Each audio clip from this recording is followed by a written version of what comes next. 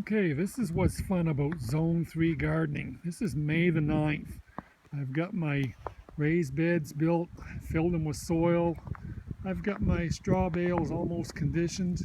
I've got my compost bins. I've got some soil, got some mulch. And if you can see way out by the shed, I've got some milk jugs where I sowed some seeds. And here it is, May the 9th. And we're getting snow. They're talking for possibly 6 to 10 inches, 15 to 25 centimeters by tomorrow morning. So that's crazy. I'm about to go inside and do another video repotting tomato plants. But I don't think I'm going to be planting any tomato plants for a little while yet. That's the fun of Zone 3.